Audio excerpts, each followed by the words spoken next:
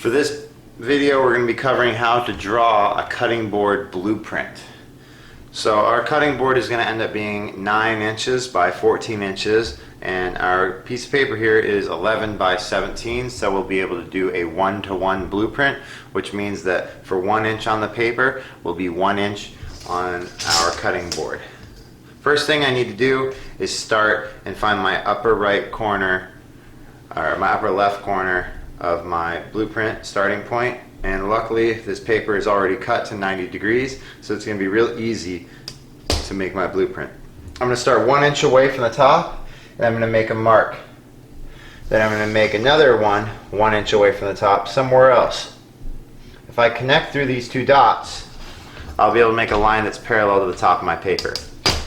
So when I line up my ruler right here, I'm going to go through these two, and I'm also going to put the 0 mark of my ruler right there on the edge of the paper, and right there at the 1, that's going to be my upper left corner of my cutting board.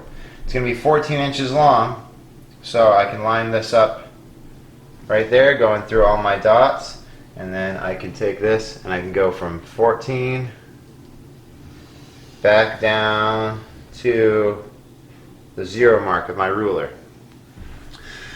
Now I'm going to make this side 9 inches, so I can make a dot from 1 inch in from the edge here, and then I can make my next one 9 inches long from that top left corner.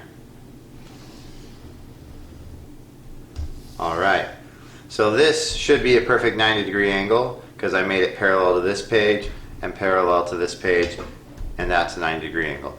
Now I'm going to find this point here, so I'm going to go down 9 inches and make another dot, and then I'm going to go connect through that dot to the 14-inch line. If I would have drawn a straight line all the way down, this would have been only 13 3/4 inches. That's why I need to make my reference dots in order to keep track of what I'm doing. So what I'm going to do now is finish up, and this will be the outside perimeter of my cutting board. So this is a 9 inch by 14 inch cutting board. What I'm going to do now is I'm going to do a symmetrical design. So whatever I do to this side, I'm also going to do to this side. I'm going to work my way in, making sure that I do everything symmetrically.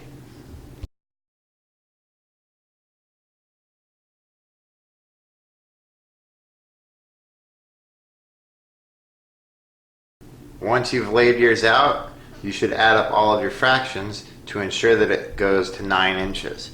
Because if this doesn't add up to 9 inches, and you mirror it and you draw the rest of your cutting board out, and then you do your math afterwards, then you might find out that you made an accident and you'll have to redo and erase a whole lot of work. So in order to save yourself more work in the future, you want to check your math first. Then once you've checked your math, then you'll go to the opposite side of your page and you'll do your same measurements on the opposite side of the page.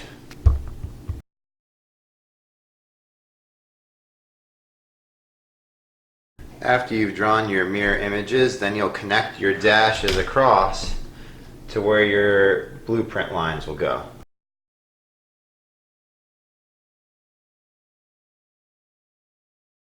So we've got our lines drawn on here, and now you're going to be shading. You're going to shade light, dark, light, dark, light, dark, light, dark, light, dark, all the way across, alternating between light and dark. The light parts should just be left blank, and that's going to signify the light woods, such as maple. And the dark woods will be represented of something like a walnut or a purple heart. So whatever woods you end up using, we want to alternate from light wood to dark wood so that we have contrast in our work.